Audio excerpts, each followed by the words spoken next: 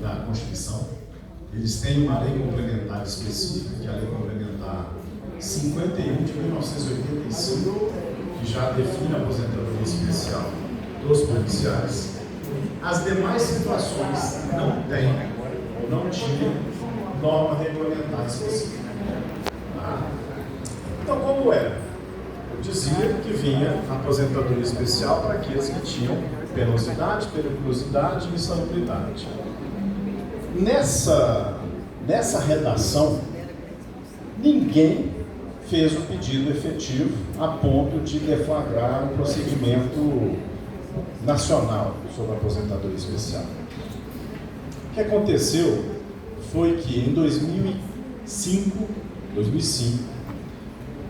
por meio da emenda à Constituição número 47, a emenda 47, modificou a redação do então parágrafo 4º do artigo 40 da Constituição. Tirou aquelas palavras insalubridade, penosidade, periculosidade, que saiu do texto. Era problemático isso, porque tinha muita confusão a respeito dessa caracterização do tempo especial. E passou a ter uma redação diferente, mas com a seguinte regra. Parágrafo 4º, antes e agora já tem essa regra, que é a seguinte: é vedada a criação de requisitos e critérios diferenciados para a aposentadoria do servidor. Essa é a regra. Então, isso quer dizer que as modalidades de aposentadoria no RPPS têm que ser aquelas que já existem no parâmetro constitucional, tá? Dentro daqueles parâmetros de uma aposentadoria por incapacidade permanente, compulsória, voluntária, por idade mínima. A lei do ente federativo não pode criar requisitos e critérios diferenciados. Isso não quer dizer que nas regras de transição tem que seguir completamente as regras federais. Não, tem autonomia para fazer isso. Mas dali para frente não pode criar requisitos e critérios diferenciados. E criou as exceções, as 4 exceções, mas que na redação anterior, nós vamos localizar lá onde é que está, na redação anterior vinha da seguinte forma: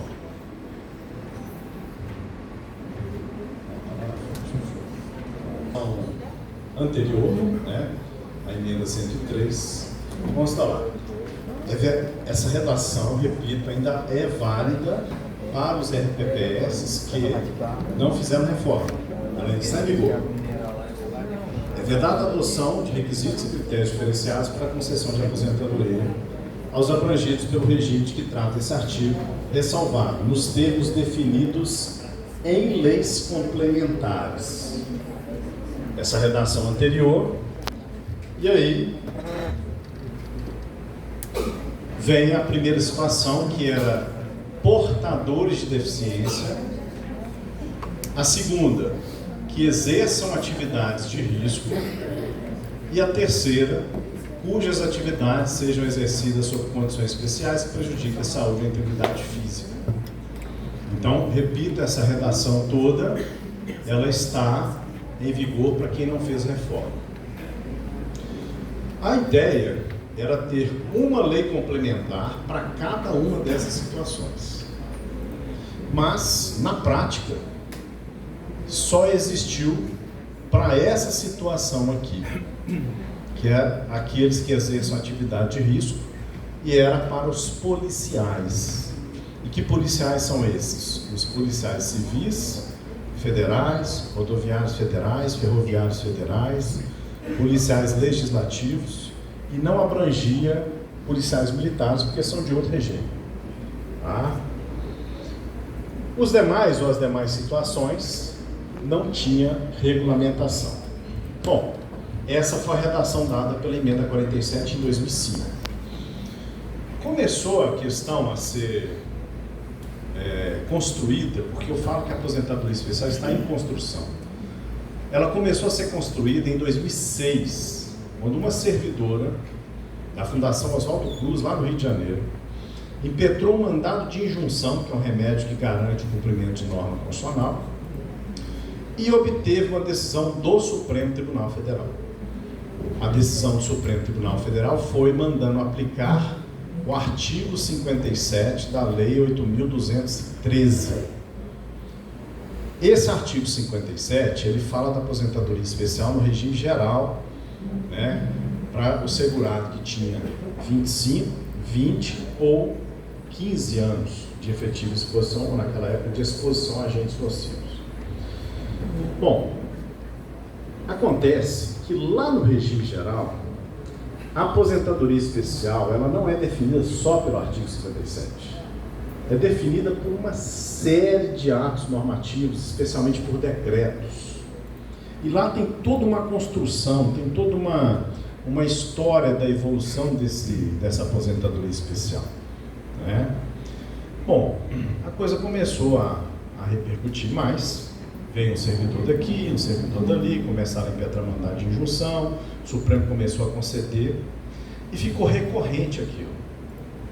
Nesse caminho, o Ministério da Previdência editou uma norma, que foi a Instrução Normativa número 1 de 2010. Então, editou a IN número 1 de 2010, disciplinando o procedimento de como reconhecer o tempo especial no âmbito dos RPPS, orientando os RPPS a fazer o reconhecimento do tempo especial.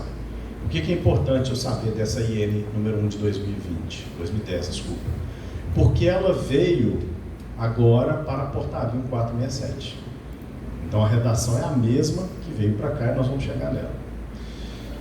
Daí, continuou os mandados de injunção, começou a entrar sindicatos e associações, começaram a impetrar mandados de injunção coletivos, e o Supremo estava soberbado com o tanto de ações dessa natureza. O que o Supremo Tribunal fez? Editou uma súmula vinculante, a súmula vinculante número 33. E aí, essa súmula vinculante atendeu a essa situação aqui, ó. Aos servidores cujas atividades sejam exercidas sob condições especiais que prejudiquem a saúde ou a integridade física, será observado, no que couber, as normas do Regime Geral de Previdência Social. Então ampliou, né? Não é só o artigo 57, então todas as normas do Regime Geral que vão ser aplicáveis por força da súmula vinculante 33. Só um detalhe aqui, súmula vinculante, gente, no direito brasileiro é de observância obrigatória por todos os órgãos do Poder Judiciário e pela administração pública. A administração pública ela é obrigada a cumprir o que está determinado na súmula vinculante. Então os RPPS, eles não podem negar, eu estou falando aqui ainda naquela época, né? Não poderiam negar o direito ao reconhecimento do tempo especial e a própria aposentadoria especial. Ok. A questão evoluiu, veio, né, a emenda 103. Na emenda 103, a redação modificou. Passou a constar lá: é vedada a adoção de requisitos e critérios diferenciados para a concessão de benefícios no RPPS, ok? Ressalvado o disposto nos parágrafos 4A, 4B, 4C e 5º. Então, aqui já puxou para dentro da aposentadoria especial que não tinha antes, que era a aposentadoria do professor. Nós vamos chegar nela.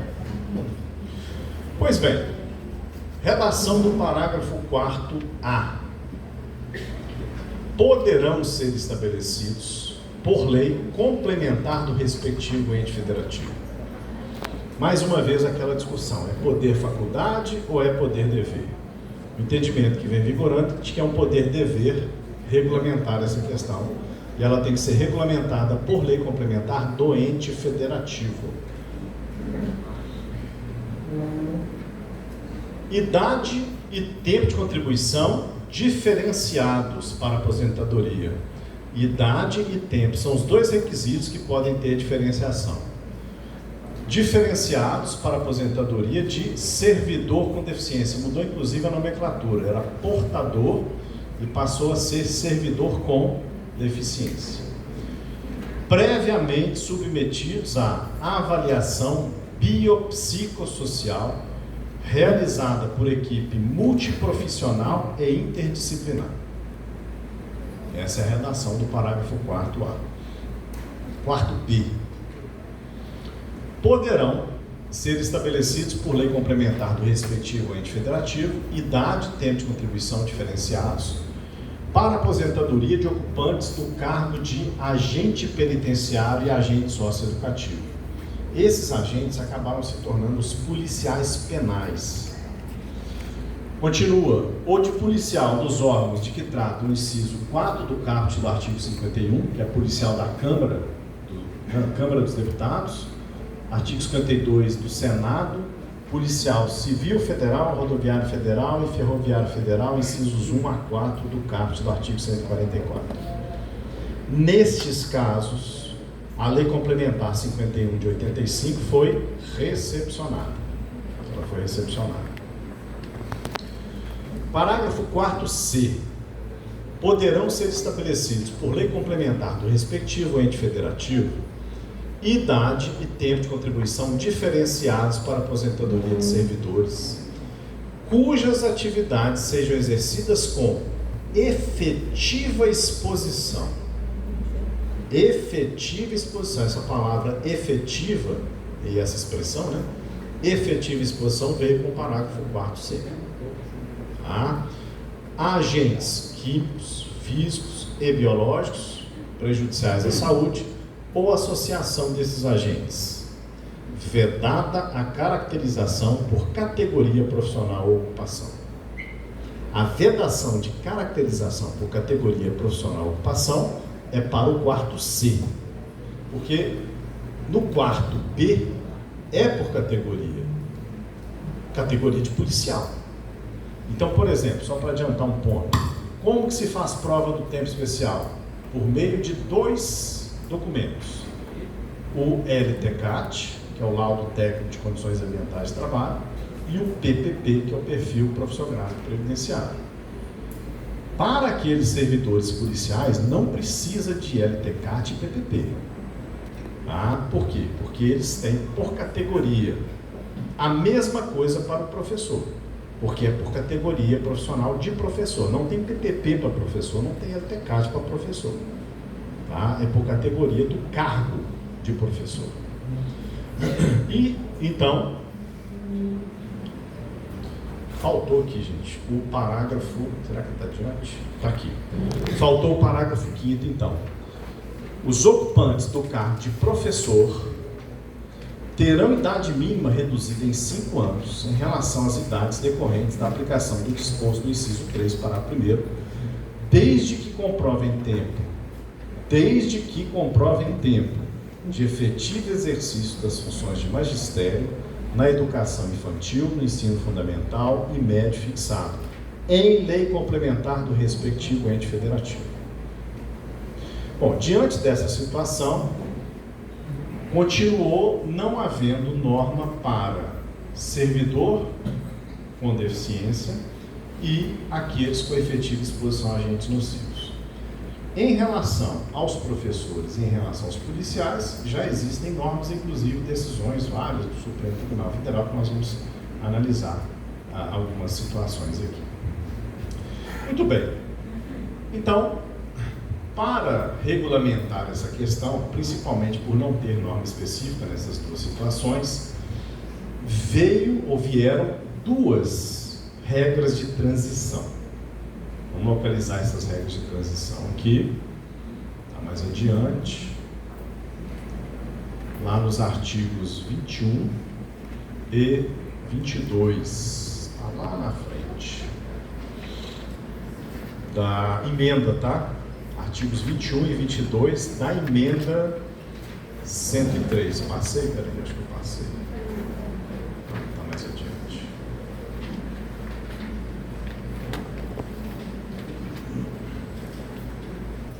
Segurado ou servidor público federal Então, não atendeu aos estados e municípios que têm que ter a sua regulamentação própria.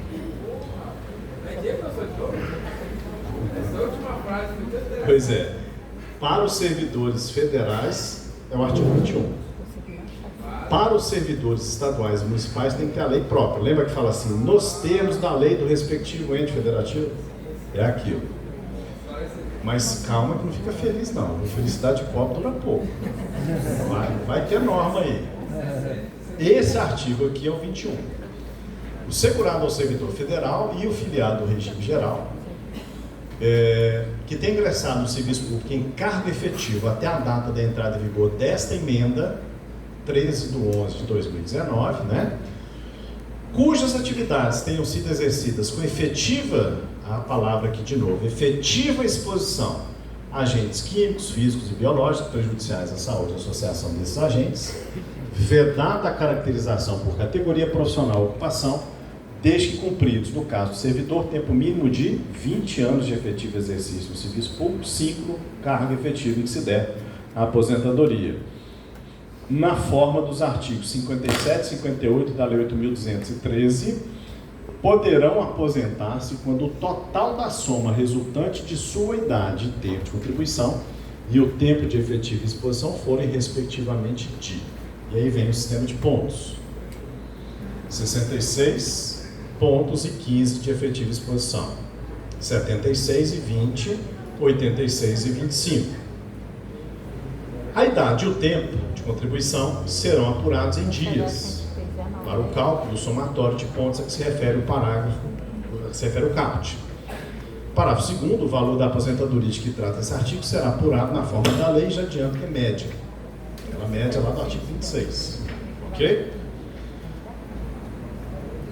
Aplicam-se às aposentadorias dos servidores dos estados que não fizeram as suas reformas à legislação anterior. E, portanto, aplica o que determina a súmula vinculante 33. Eles têm que aplicar a súmula vinculante 33 àqueles que não fizeram reforma. Os que fizeram reforma vai ser nos termos da lei do ente federativo. Se não tiver lei do ente federativo, o servidor pode impetrar mandado de junção e conseguir o direito, ou o município pode e deve aplicar a portaria 1467 nessa parte que nós vamos ver daqui a pouco. Bom, em relação ao servidor com deficiência, até que a lei discipline o parágrafo 4A, né, do artigo 40, inciso 1 do parágrafo 1º do 201, a aposentadoria da pessoa com deficiência assegurada do regime geral de previdência social ou do servidor público federal com deficiência vinculada ao regime próprio de previdência social, desde que cumpridos, no caso do servidor, tempo mínimo de 10 anos de efetivo exercício do serviço público e 5 anos no cargo efetivo em que for concedida a aposentadoria, será concedida na forma da Lei Complementar 142, de 8 de maio de 2013. Lei Complementar 142 é a que trata da aposentadoria especial do segurado do regime geral PCD, pessoa com deficiência. Inclusive, quanto aos critérios de cálculo dos benefícios. Aplica o critério de cálculo da lei, não é aquele do artigo 26 que a gente viu. E eu já adianto que aqui é 100% da média de 100% no caso de deficiência moderada, grave ou leve. Certo? Bom, parágrafo único, o 22.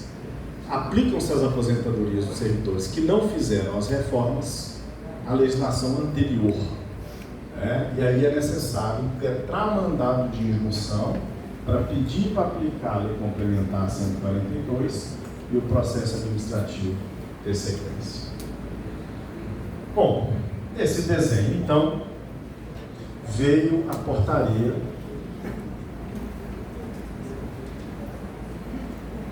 veio a portaria 1467 de 2022.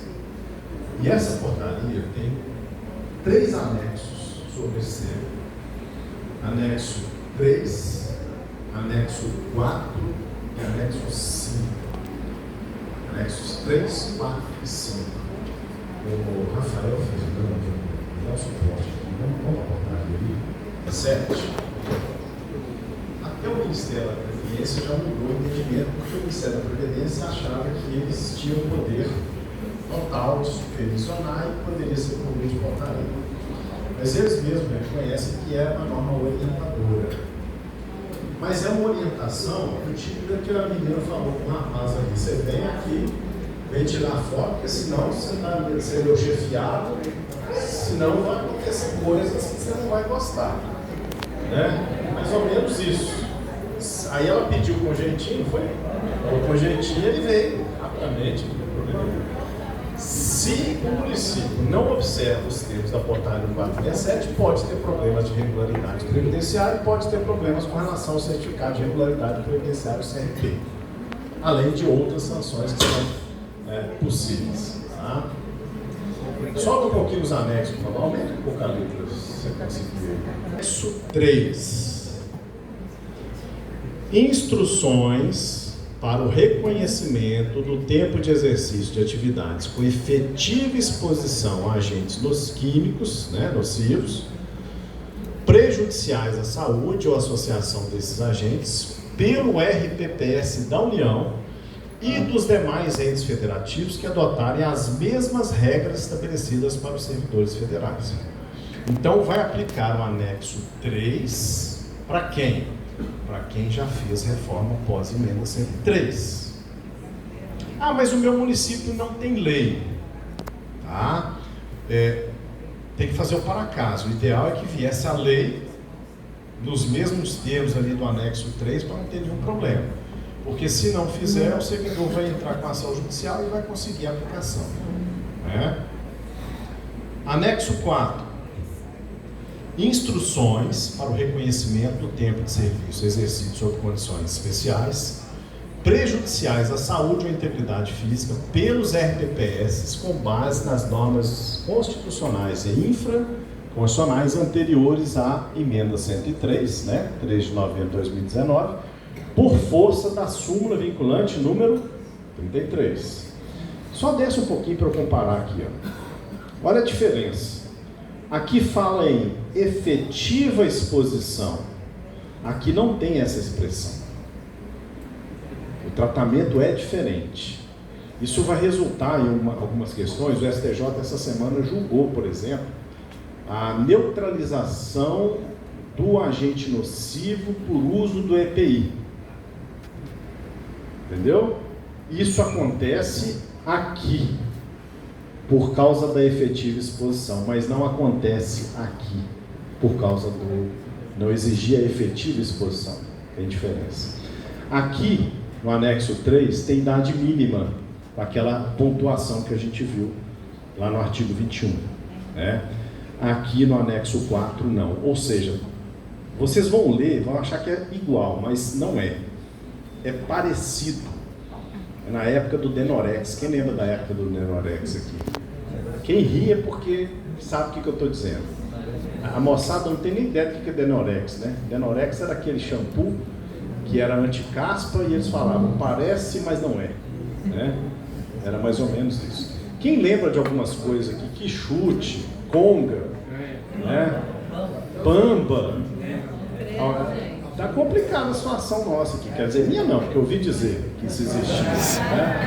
Nunca vi assim na prática. Não. Bamba eu não tenho nem ideia. Bamba para mim é outra coisa. Anexo 5, vamos lá, só por favor, Rafael. Instruções para o reconhecimento do direito à aposentadoria especial dos segurados com deficiência da União, da RPPS da União, e dos demais entes federativos que adotarem as mesmas regras da União, inclusive dos entes federativos que não promoverem alterações na legislação relacionada ao RPPS, quando o reconhecimento do direito à aposentadoria especial do segurado com deficiência tiver amparo em ordem concedida em mandado de injunção. Então, o que nós vamos fazer agora? Nós vamos analisar cada uma dos anexos, qual é o procedimento em cada uma, para reconhecimento do tempo especial. Então, o nosso objetivo aqui é verificar como vai ser reconhecido o tempo especial. O uso dele é a critério do servidor, se ele vai querer ou não manter o tempo como especial, para somar com o especial, ou se ele vai fazer a conversão do tempo especial em comum em podendo. Nós vamos ver se isso é possível. Então vamos agora, Rafael, dá um Ctrl F aí, vai lá no anexo 3. Nós vamos ver aqui as normas. O que é o anexo 3, pessoal? São as normas do regime geral que foram traduzidas para a linguagem de RPPS. Viu, Barroso? Seu nome é bonito, Barroso. Aquilo que vocês construíram lá no INSS ao longo dos 28 anos que você ficou lá, veio para o RPPS. Aqui é muito parecido a ponto de ser igual. Então vamos ver aqui, rapidamente, para a gente ver o desenho. Aqui, o artigo 1º manda aplicar essas normas, eu vou traduzindo porque eu não vou ler tudo. Manda aplicar essas normas, mas com efetiva exposição a agentes químicos, físicos e biológicos. A norma anterior, que é a norma do regime geral, falava assim: tem que ter tempo de trabalho, tempo, como é que chamava? Não ocasional e nem intermitente. Agora mudou a linguagem para tempo de efetiva exposição. Na concessão, cálculo e reajustamento dos benefícios, né, do RPPS da União e dos demais entes, serão observados aqui o anexo 1 da portaria, que vai acabar resultando no cálculo de média. Muitos servidores não se aposentam com a especial, por quê? Porque eles teriam média no cálculo e talvez eles tenham direito à integralidade. Esse é um ponto. Mas eles querem o tempo especial para quê? Para converter em comum, para poder levar a média deles. Artigo 2º. O reconhecimento desse tempo, né, com efetiva exposição, vai observar as condições do RGPS, que são essas que nós vamos ler aqui. É isso que está dito aqui. Vedada a conversão do tempo especial exercido a partir de 13 de novembro de 2019 em comum. Então, nesse anexo aqui, é proibido, depois da emenda 103, converter em comum. E antes da emenda 103, pode? Pode. O Supremo Tribunal Federal decidiu já a questão, já tem um tema de repercussão geral decidida, que é o tema 942. Até a emenda 103, o tempo especial pode ser convertido em comum. De que forma? Seguindo os padrões lá do anexo, do decreto 3048, que é o RPS. E lá tem as tabelas de conversão de 25 para 30, 25 para 35, né, de 20, de 15, tudo certinho ali, na conversão do tempo especial para comum. Olha o terceiro. A caracterização e a comprovação do exercício da atividade com efetiva exposição obedecerá ao disposto na legislação em vigor na época do exercício das atribuições do segurado. É o que a gente chama de tempus regit actum. E aí, isso é descrito a seguir, como que funcionou lá no regime geral, essa descrição que vem a seguir. Então, Rafael, por favor, o artigo 4º da... Aí, na sequência, pode subir. Desculpa, volta um pouquinho aqui que é importante. Sim. Terceiro, volta aqui no parágrafo 2º, só para a gente ver uma coisa aqui. Não, pode subir, sobe. Não, sobe. Foi. Eu queria fazer uma pergunta. Antes dessa regra de 2019, precisava a idade e o tempo de contribuição? Só o tempo. Só o tempo, né? Nós vamos ver no anexo 3, então, só o tempo. Beleza. Agora, desculpa, nós vamos ver no anexo 4, esse é o 3. No 3 tem que ter idade e tempo. No 3, né? No 3. Agora, antes de 2019... No 3 tem que ter idade, tempo de contribuição e tempo de efetiva exposição. No sistema anterior, que é o anexo seguinte, era só o tempo de exposição. Exatamente. É Obrigado. a diferença. Então vamos lá. Olha o parágrafo 2º. A efetiva exposição a agente prejudicial à saúde configura-se quando, mesmo após a adoção das medidas de controle previstas na legislação, a nocividade não seja eliminada ou neutralizada. Traz para aqui os conceitos de eliminação e neutralização do agente nocivo. Considera-se eliminação a adoção de medidas de controle que efetivamente impossibilitem a exposição ao agente prejudicial à saúde no ambiente de trabalho. Foi o que o STJ julgou. Ele falou que o EPI eficaz, o equipamento de proteção eficaz, que está dentro das normas, ele está no prazo de validade, ele atende todas as circunstâncias, ele elimina. Isso tem que ser colocado no PPP. Tem que ser colocado no PPP. Agente eficaz, olha, o PPP quando vem lá, campo 15. O problema sabe o que é, professor? Muitos engenheiros de segurança, eu sou engenheiro de segurança da tem preguiça de escrever, não tem preguiça de fundamentar. Sabe o que acontece? Vem lá, a campo 15, EPI, eficaz, é uma pergunta. E logo depois vem assim, S/N, né? Sim. Aí vem escrito lá, NA. Está errado. Ou é S ou é N. Exatamente. Ou é eficaz ou não é eficaz. Não se aplica. Não existe essa possibilidade. Tá? Por quê? Porque o RPPS, ou no caso aí o ente federativo, isso depende de lugar para lugar, normalmente é um ente federativo, ele tem que construir, né, toda essa caracterização. O que é neutralização? Adoção de medidas de controle que reduzam a intensidade, a concentração, a dose do agente prejudicial à saúde no limite de tolerância previsto no regulamento ou na sua ausência de legislação, na legislação trabalhista. Eu estou falando aqui de quê? Ruído, por exemplo. Eu estou falando de quê? Energia elétrica, por exemplo. Porque o ruído abaixo de 85 decibéis não é agente nocivo. A eletricidade abaixo de 250 volts não é agente nocivo. Acima é. Então, aqui, a neutralização é quando minimizar. A eliminação é quando impossibilitar a exposição.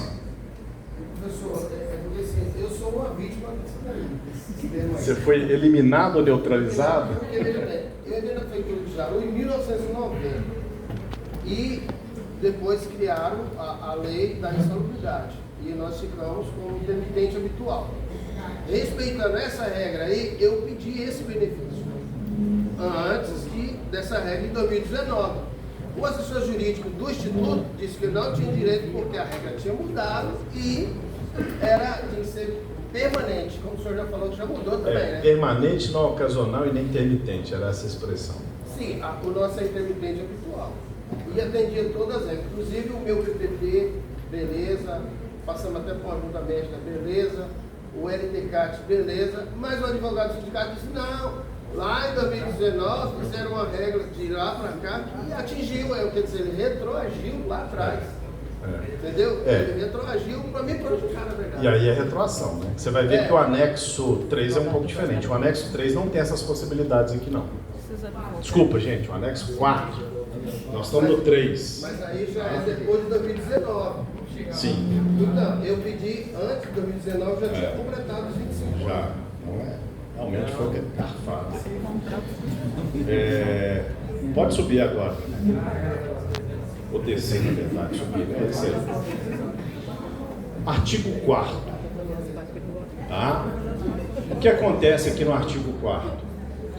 Até 28 de abril de 95, ou seja, o tempo até essa data aqui, ó, tá?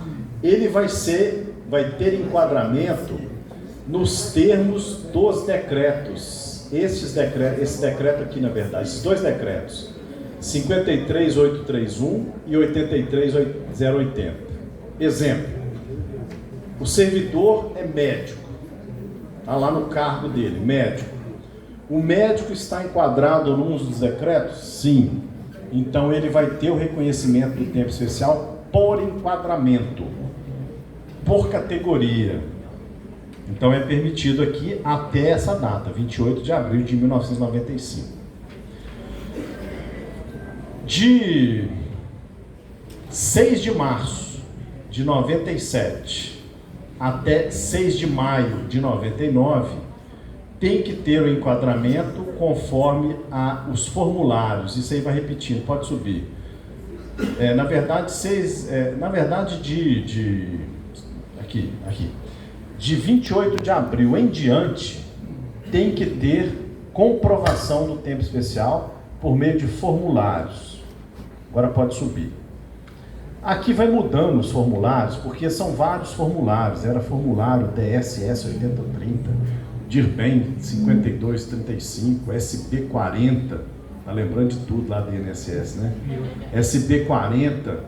Gente, isso é grego para a administração pública. E o que ficou convencionado na prática, né? Da lida prática aí? Todo o tempo pode ser aferido e comprovado por meio de PPP. O PPP pode ter um tempo até anterior, não tem problema, porque o PPP é mais completo. Então vai. Aí vem o artigo 7º. Pode subir, por favor. Olha lá. O procedimento de reconhecimento vai seguir, vou resumir, 5 fases. 5 fases. Então, isso aqui que eu acho que é importante para vocês. 5, tudo é importante, mas isso aqui é um pouco mais. 5 fases. Primeira fase, requerimento do servidor. O servidor tem que requerer isso, não é de ofício da administração, não. Requerimento. O que o servidor quer? Ele tem que colocar lá. Estou requerendo o reconhecimento do meu tempo especial de data a data, quero a conversão em comum, quero a utilização para somar com o tempo especial e me aposentar. Ele vai ter que botar o requerimento dele lá e limitar o requerimento. Bom, feito o requerimento, vai passar para a segunda fase, que é o documento de comprovação de efetiva exposição, pode ser em meio físico ou eletrônico, que venha substituí-lo, que é o formulário. Tem que haver a expedição do PPP. Mas o PPP, para ser expedido, essas duas fases são concomitantes, tem que ter a terceira fase, que é a fase do laudo, a do LTCAT, Laudo Técnico de Condições Ambientais de Trabalho. A próxima fase é a perícia. A perícia vai verificar o seguinte, na prática. O tempo é até 28 de abril de 95? Está enquadrado lá no decreto? Sim, então até aqui o tempo é especial. A partir de 28 de abril de 95, ele tem PPP? Tem. Ele tem atividade especial descrita lá no PPP? Sim. EPI eficaz? Não. Então o tempo é especial. Tá? Tem que haver a efetiva comprovação. Feito isso, a perícia então vai falar, tem o tempo especial, e manda para a quinta fase, que é o gestor. E o gestor decide, é ou não é especial. Tá? E pode até ter recurso aí, né, do servidor, mas encerra a fase. Segue, pode subir. Aqui, ó, o 8º, né? Eu falei. Os documentos são SB40, DISESB 5235, DSS 8030, isso aqui não tem na administração pública. Tá? Não tem. Então, se usa o PPP, Perfil Profissiográfico Previdenciário. O que é o LTCAT? Só um detalhe. Quem expede o PPP? O documento de comprovação de efetiva exposição será emitido pelo órgão ou entidade responsável pelos assentamentos funcionais do segurado, no correspondente período do exercício das atribuições do cargo. É o responsável, é aquele que tem a pasta funcional, é aquele que é o RH dele, aquele que é a gestão de pessoal, etc. Ele que é o responsável. LTCAT tem que ser expedido por quem? Médico ou engenheiro de segurança do trabalho. Médico do trabalho ou engenheiro de segurança do trabalho. Fala lá, contagem, como é que você chama? Flávio. Para os municípios que não têm LTCAT nem PPP, o que esse servidor pode fazer? Pois é, o servidor vai acabar acionando isso judicialmente, tá? De duas uma, ou obriga o município a fazer, o que é menos comum, ou se faz no âmbito da justiça, uma perícia judicial. E dali ele já sai com a decisão, por conceder ou não, reconhecendo ou não o tempo especial. Isso vai lá no período. Vai fazer, o perito vai lá, vai tentar colher provas, vai verificar o ambiente de trabalho. Porque vocês têm que entender o seguinte, o que é o PPP? É a descrição pessoal do servidor. O que ele fez, aonde ele trabalhou, qual que é a exposição a agente nocivo. E o que é o LTCAT? Análise do ambiente de trabalho. Tá? Então, o que a norma diz é, PPP vai ser expedido pelo responsável dos assentamentos funcionais. E o LTCAT tem que ser por médico do trabalho, engenheiro do trabalho, contratado pelo município para poder fazer, ou que tenha os seus quadros próprios lá no município para poder fazer. É um indicativo. Por exemplo, se ele recebe um adicional de insalubridade, é um indicativo, mas não é determinante para falar, e o tempo dele é especial. Aqui, Anderson, na frente, tem dois aqui. Pode escolher. Lembrando que o LTCAT ele pode ser individual e pode ser coletivo, certo? E o PPP é individual, é o histórico da vida laboral. Se ele está numa função aqui, ele vai constar aquela função, se ele mudou, já consta. É por isso que, periodicamente, a empresa tem que fornecer esse PPP para o empregado, se ele solicitar, para ele ir monitorando e acumulando aqui esses laudos. Exatamente. Eu quero saber que na quarta fase, que é após o LTCAT, essa perícia, ela é efetuada por quem? Vamos chegar nela aqui. Tá? Vamos chegar já já. Então, é isso aí que o Barroso falou. PPP individual, LTCAT, ele pode ser coletivo ou até individual também. Ideal que seja coletivo, porque vai verificar um ambiente de trabalho, ambientes de trabalho. E tem que ter relação com o outro, né? São documentos relacionados. As informações do PPP têm que constar do LTCAT, porque advém do LTCAT. Tá? É pelo local de trabalho. Olha aqui, sobe, pode ir no 10 aí. Aqui, ó, não, é o parágrafo, desculpa. Aqui, ó. Não, pode subir, né? Esse mesmo. Não, pode descer, desce. Não, sobe. O LTCAT, ou ainda de forma complementar a isso, os seguintes documentos. Aí tem um rol aqui, laudos técnicos periciais, laudos emitidos pela Fundação, pela Fundacentro. Sobe. Laudo emitido pelo Ministério do Trabalho, laudos individuais, tá? Tem toda a caracterização aqui. Vai para o artigo 11, por favor, Rafael. Aqui, ó, pergunta sua. Análise para caracterização e o enquadramento do exercício de atribuições com efetiva exposição, vamos lá, gente. Ou associação desses agentes, dos agentes nocivos, será de responsabilidade do perito médico, que integre, de preferência, não obrigatoriamente, você pode contratar por licitação, dispensa, exigibilidade, conforme o caso, o quadro funcional da administração pública do ente concessor mediante a adoção dos seguintes procedimentos. Então fala quem e como.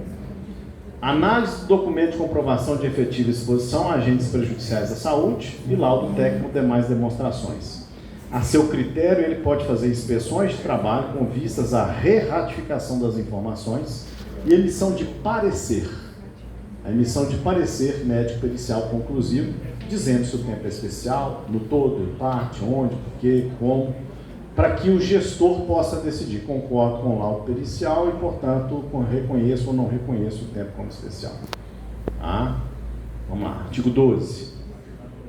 No caso de ruído, esses são os parâmetros, né? Até março de 97, 80 decibéis, depois 90 e depois 85. 13. Aqui tem que ter tempo de efetiva exposição, né? Mas a legislação prevê algumas situações que não precisa ter efetiva exposição porque são direitos do servidor. Está lá. Férias, período de descanso, licença maternidade, paternidade, adotante. Só para a gente, Rafael. Licença gestante, doação de sangue, etc. Cálculo. Artigo 14. É por média. Média do artigo 26 da emenda 103. Tá? Olha por que os participantes aí do RPPS têm que ganhar mais. Mais uma vez, ó.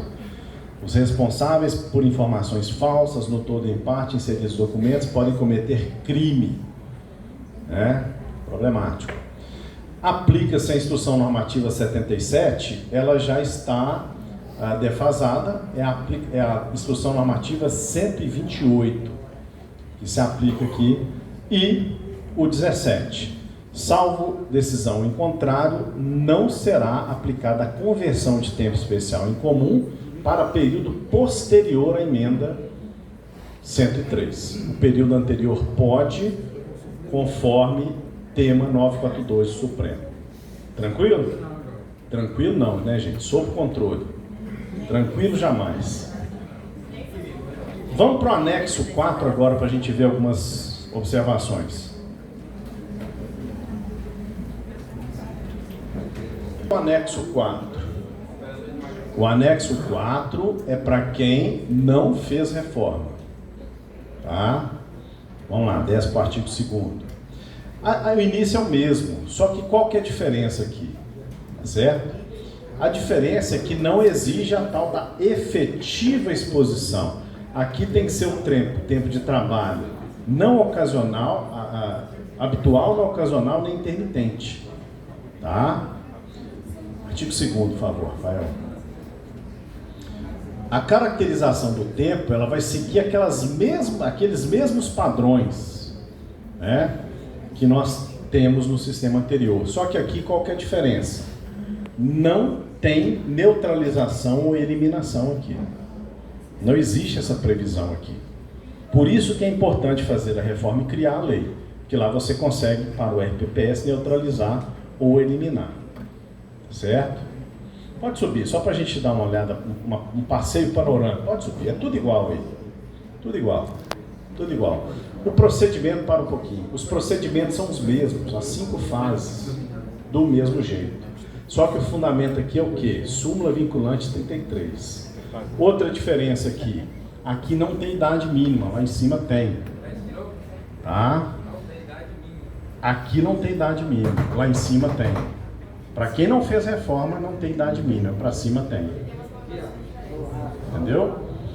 O resto é tudo igual, pode subir.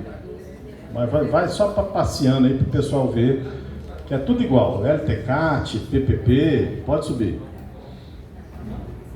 Pode ir, vai, tá vendo? Tudo igual. Pode subir, pode subir. Perícia, a perícia que faz o enquadramento. Pode subir. A questão dos decibéis, tudo igual.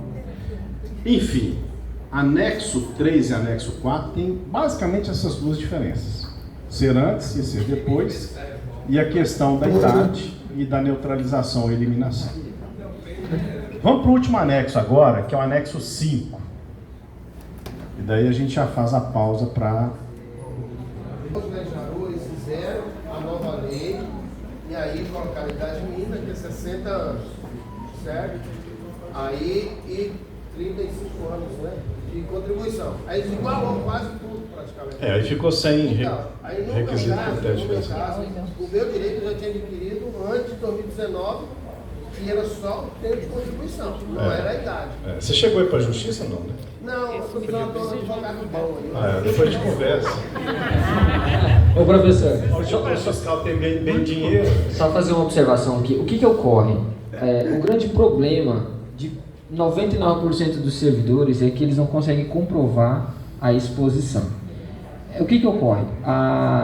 Os municípios eles estão fornecendo o PPP, né, por conta do E-Social. Então, desde 2022, se você der olhar lá no meu INSS, você consegue baixar o PPP de lá.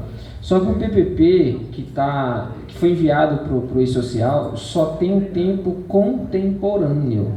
O tempo extemporâneo não consta no PPP. Então, o grande problema da maioria dos processos em qual a gente tem indeferido os pedidos é a falta de comprovação. A gente sabe que o servidor esteve exposto há mais de 25 anos, está lá, ele é de 90, temos o caso ali do colega, mas a comprovação ela está sendo um pouco complicada.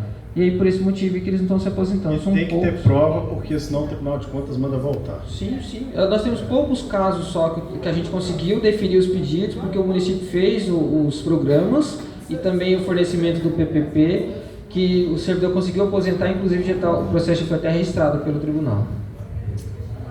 Ok, então vamos lá para a situação do servidor, pessoa com deficiência, aqui para quem já reformou e para quem não reformou. A única diferença é para quem não reformou, o servidor tem que impetrar mandado de junção, obter a ordem de junção e fazer o requerimento. Essa é a diferença. Pergunta.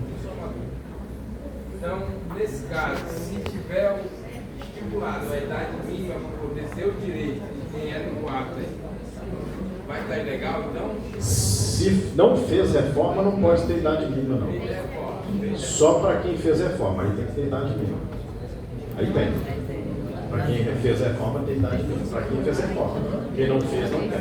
Aí, então, quem tinha o direito de adquirir antes dessa reforma, pode ter inicialmente, ou não? Sim, pode. Servidor, então, PCD. Aqui já determina o parâmetro, né? Vai se aplicar o quê? A Lei Complementar 142. Artigo 2º. O que é considerado deficiência?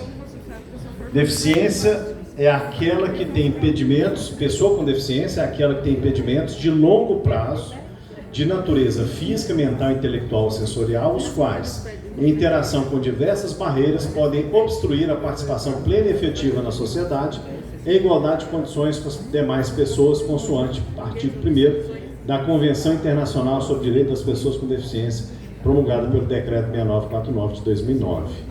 Deficiência é capacidade com restrições, impedimentos de longo prazo. Isso é considerado deficiência. Deficiência não é incapacidade.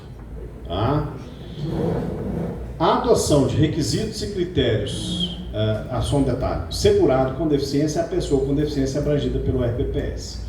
A adoção de requisitos e critérios diferenciados para a concessão de aposentadoria voluntária ao segurado com deficiência está condicionada à comprovação, mais uma vez a questão da prova, das condições a que se refere o artigo 2º na data da entrada do requerimento ou na data de aquisição do direito ao benefício. Artigo 4º. São duas modalidades de aposentadoria de servidor PCD. Ou é conforme o grau da deficiência ou conforme a idade. Conforme o grau, tem 3 graus: grave, moderada ou leve a deficiência. Se a deficiência for grave, o homem se aposenta com 25 anos de tempo e a mulher com 20. Se a deficiência for moderada, é 29 para o homem e 24 para a mulher. Se a deficiência for leve, é 33 para o homem e 28 para a mulher. E na idade, é 60 anos para o homem e 55 para a mulher. Próximo artigo, 5º. Se a condição da pessoa com deficiência sobre a filiação nos regimes de previdência, será feito o chamado ajuste do grau. Você pode converter tempo especial para especial, conforme estas tabelas que estão aqui. Pode seguir, subir as tabelas aí, ó, tá vendo? Aí tem as tabelas de tanto para tanto, conforme o grau, conforme homem, mulher, conforme a diferença. Aí só tem o conceito. A pessoa ficou mais tempo em um grau. Esse é o chamado grau preponderante. E esse é para o qual serão convertidos os outros tempos, tá? Nesse ajuste. Pode subir. Isso aí continua sendo aí a conversão. Pode subir. Aqui. A avaliação e comprovação da deficiência. A avaliação da deficiência será médica e funcional. A avaliação, lembra da norma, terá que ser biopsicossocial por equipe multiprofissional e interdisciplinar. Não é só médica. E aí alguém me perguntou se tinha uma tabela. Quem foi que me perguntou se tinha uma tabela? Se tinha uma tabela. Além da questão médica, tem a tabela de CIF, chama Classificação Internacional de Funcionalidades. Tá? E uma tabela chamada IRFBA, que vai verificar a questão dos impedimentos de longo prazo. Vou dar um exemplo. Uma servidora, ela teve um problema no tornozelo. O pé ficou com deficiência aqui no tornozelo. Ela fez uma avaliação biopsicossocial que analisou a situação do tornozelo dela e de local de trabalho dela e da casa dela, como é que ela se deslocava da casa para o trabalho e tudo mais. Caracterizou que era leve. Ok. O trabalho dela, o local de trabalho dela mudou.